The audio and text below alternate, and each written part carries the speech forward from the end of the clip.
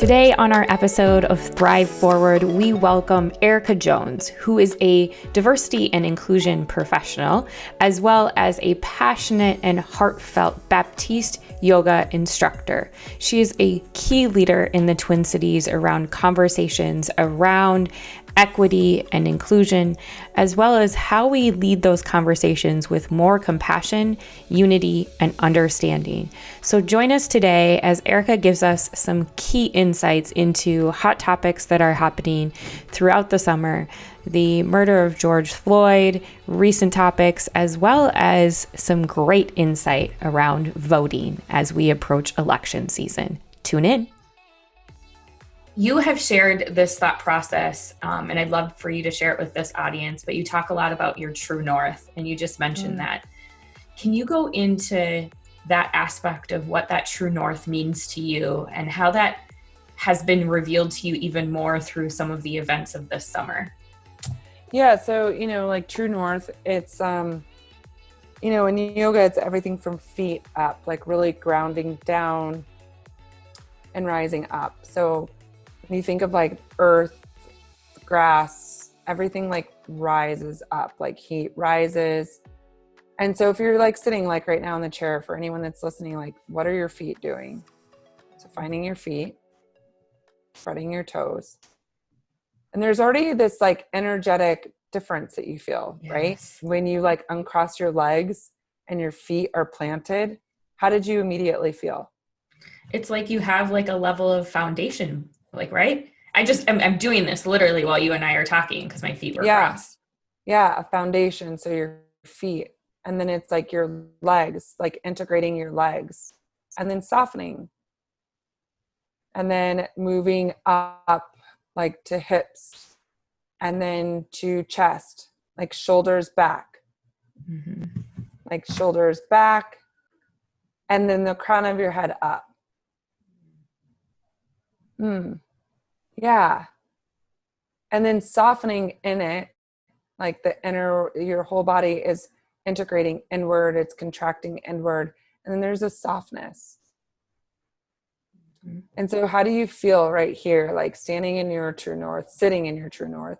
How do you feel right here? For me, I feel like there's just in that posture, I can find myself slouching throughout the day. And when I roll my shoulders back and I lift my head up in that simple fashion, it's a level of confidence about whatever it is that I'm living in that space, right? And that I can move through that situation just a little bit better rather than, slouching forward for those people that are listening, not watching, and hunching our backs. Yeah, and listen to what you did with your voice just now, right? So like you speak, you move, you go through like true north alignment. It's like, oh, I feel confident. And then when I'm slouching, you like made that voice, because that's what tends to happen. So when you're thinking about our true north alignment, when it comes to like social justice, racial justice, from the ground up, what are the things that we're wanting to have happen? It's like this happens, the true north alignment, our words, we talk about like rioting and looting, like, is that part of like true north? I understand the concept of rioting. I understand the concept of protesting. I don't understand the concept of looting. That is not a part of like the true north. Does that feel good? No, it's like really above and beyond. It's contracting all the muscles and the body.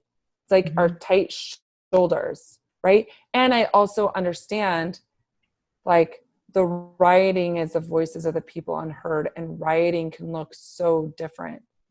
Rioting doesn't mean the images that we may also depict and see. And so if it's rioting from the place of true north alignment of disruption, disrupting patterns of behavior, disrupting old policies, that is still rioting in a way that it still aligns a person into their true north, their purpose, their mission, and who they are. So for me, what that looks like, rioting for me looks like calling out exclusive behavior right when I see it and not letting it happen and pass. So if I see it, if I hear it happen in the moment, I'm going to like be in my true north alignment, compassionately say it, and disrupt that. To me, that's like rioting, like something that would consistently happen. Right. I hear this all the time, like, well, we just need to get back to normal. Well, what was normal? And Oh, yeah. was normal serving everyone. And so when we disrupt, it feels unnormal for the status quo, but really an element, it's bringing everyone into that true north aspect, right? Yeah, absolutely. And it's like, I understand like there's a balance. I want things to be normal. I mean, I miss a concert. I miss going to concert. Yes. I miss that. You know, I miss the freedom of going to a concert, going to a baseball game, going to a football game, that's the part of normal that I do miss. Like Yes. that was normal. The part that wasn't normal is the way in which we were going. We were burning at both ends of the candle or the stick or whatever you say. It's like, now I look at myself and I'm like, how did I get out the door to go to work by 9 a.m.? It was like I was going to work out and then I was doing this and I just, that wasn't normal. And so getting back to normal, this is really called the two pandemics of COVID, of the racial pandemic. It's really caused us to really take a look at, was normal okay? And what's the new normal that we want to create? So when we talk about these pieces of things, and given your background around mindfulness and everything, you've said this before, like stopping and having that compassionate conversation or aligning yourself in the conversation and not letting ego go with it. What about fear in those conversations? I hear that a lot. Like that people are afraid. Fear is also part of ego, right? It's like fight or flight. So it is still all part of an ego of, I don't feel safe or I feel this. So then that is like ego saying, then you're not safe. There's like that fear. I have to do something in order to protect. So it can show up as like, I need to protect, I need to defend. It just shows up in different ways. And like fear is, you know, I hear everyone ask the element of fear and it's like, wow, I guess for me, I haven't really experienced a feeling of fear because I can ask like the leading with curiosity and then like asking questions that help get through fear are really what's key. And really fear is highlighting, in some cases, it depends on what it is. It could highlight some areas of privilege that some people may have. And so their safety, I mean, of course, I would never wish like harmful, unsafe situations, but safety at jeopardy, right? So for example, I was like walking down earlier today, I don't know where people are listening from, but downtown Minneapolis, Nicollet Mall, and I worked at Target there. Target's headquarters is based there. US Bank is there. There's a lot of Fortune 500 companies that are based right downtown. And I got out, I was like, wow, the demographics really shifted. Now, my first thought is I didn't feel fearful. One, based on color of skin. Majority of the people that I saw that were white or were black. So there was that like barrier that was released. So if I was an individual as white, maybe fear would have come up. Because then being white, you would have been in the minority. However, I was like, well, this feels odd. And when I thought this feels odd, I was referring to like a socioeconomic status, which we also really don't talk about, right? I'm Black. We also don't talk about the classism amongst Black America and how that is also really an element of privilege. And I was like, well, okay, I don't feel fear. Well, what's different? What's different is all of these individuals were always probably there. Different is everyone's working from home and therefore corporate America is not flooding Nicollet Mall. So the absence of more individuals like myself corporate America, working 8 to 5, having a job, going in and out of Target, doing a thing, that was missing. So I was like, well, man, that is like a privileged thought of mine. That there's not individuals, quote unquote, like me, right? So then I was in this intersectionality of not like me, of working, job, what quote unquote success looks like. There's not more of me out there filling the streets with like the cute little happy hours and the cute little lunches. And there were people like me, meaning Black. However, not like me in the sense of the daily activity and or based on class. Right. So it was this really interesting thing. And so asking myself all of those questions, I was like, this isn't fear. That is your ego. That these individuals are not acting like you, being like you.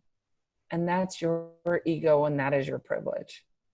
So once so I'm sharing this spiral longer, but that literally took me 2 minutes to figure that out.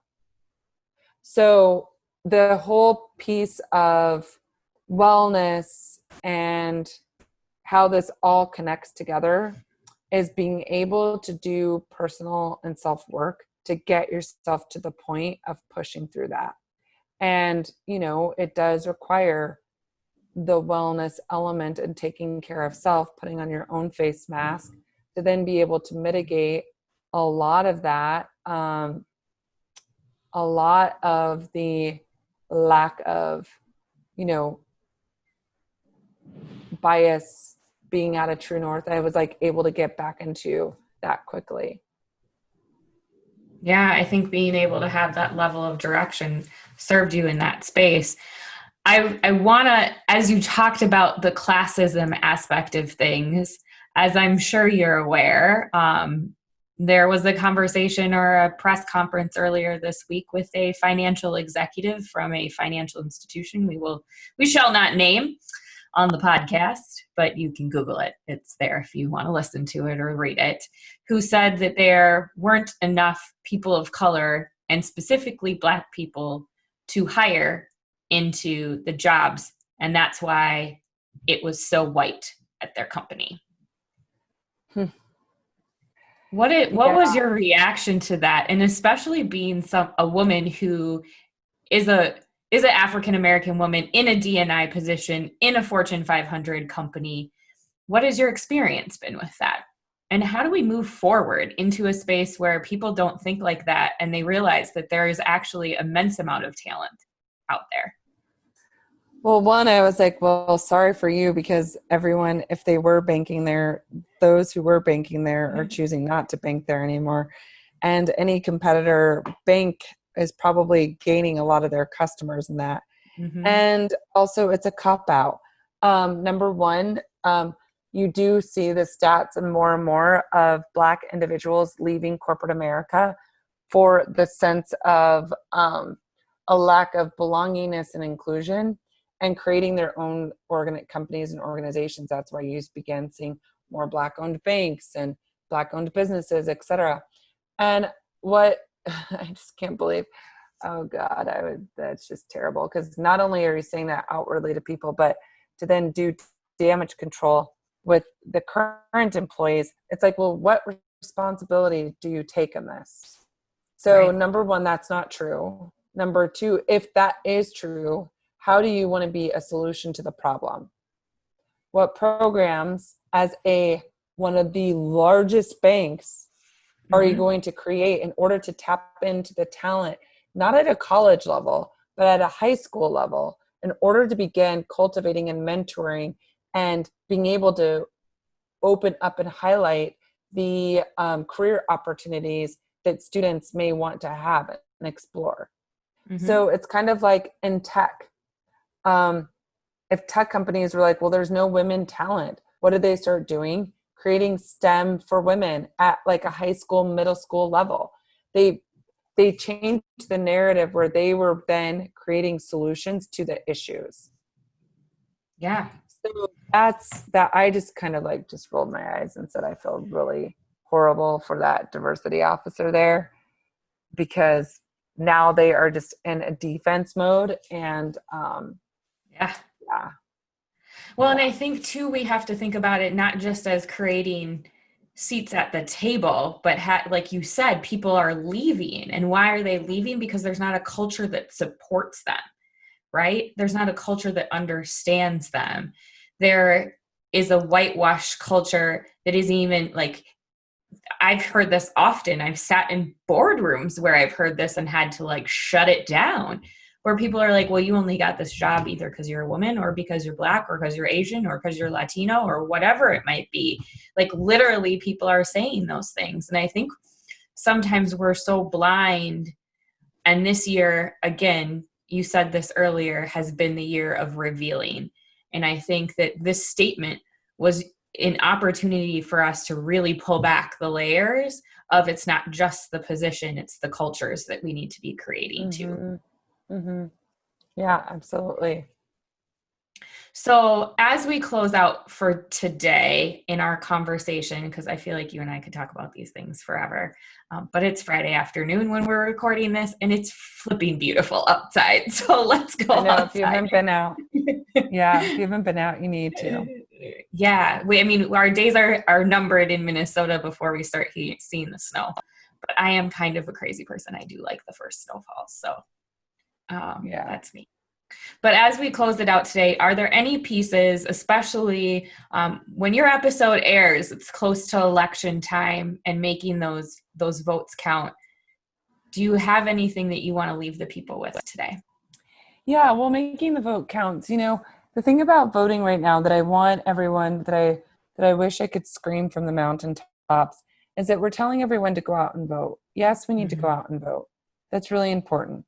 However, when we are telling people what to vote, it sounds a little cringy to me, because behind it, what we're saying is telling people who not to vote for. Yes. We're saying vote. And the message behind the message is, I don't want you to vote for this person. That's not okay. And it's not okay because we have a younger generation. You know, my niece is in this group. It's her first year voting. She just turned 18. And we're not teaching them how to be informed voters if we just say go out and vote. We're not teaching it and asking the questions about what policies, what are the issues that you care about, asking why do you care about these issues, and based on the issues that you care about and why, this is now how you make an informed decision in voting. Absolutely. I honestly wish that we could get rid of the two-party system. It needs to go away. I don't identify with either. And I don't think you're alone in that from our generations either. Yeah, because, you know, both of them, I think, have an identity crisis right now. You know, the Republican viewpoint, if you really historically look at it, was more of a conservative base around issues like LGBT issues, et cetera. And now that some of those things the knot of that have unwrangled and we're really fighting for equality, it's like, okay, well, what's the conservative viewpoint that's being stood on right now? And a huge Republican base of the party was Blacks and Hispanics. Now on the Democratic side, it's like, it's pandering those two groups, which is also cringy. And an identity on like, what is it that you stand for? What does a democracy and democratic is out of the word democracy. So what part of the democracy are we really standing for? And so, you know, I would say to have people really begin thinking about, how are you becoming informed voters? Identifying the top 1 to 5 issues that are important and why, really knowing why, and then making informed decisions and letting everyone else vote the way that they want to vote. Yes. And not putting like the microaggressive vote behind it and shunning people and like guilt and shame does not create impact. So really getting people to understand that is not a way of guilting people into who to vote for. It actually will turn people away. And that's why we have low voter turnout, because we make people feel guilty for the things that they do. And if we can have conversations about why we vote the way that we do, we'd be so much more healthier, so much more happier. And we could break the generational cycle of people not voting. And so we are doing a disservice to the Gen Z and younger generation right now by saying, go out and vote. And every single day or every opportunity that I get to talk to my niece, I'm like, what issue are you voting on? What's important to you? And that's what I got to say about that. Thank you so much for joining us today. I so appreciate your time. Is there anywhere specifically that you would like people to hang out with you? I know you've done a lot of events this summer with Minnesota Summer Yoga. What else do you have coming up? I teach yoga on Sundays at Lululemon. It's a virtual class, so people have access to doing that. And people can find me on Instagram. That's probably the easiest platform. Yeah, and we'll put that in our show notes so that people can connect with you. Again, thank you so much for your wisdom and your love and your compassion through this conversation. It's fantastic to hear your voice, and I hope that more people continue to hear where you're coming from.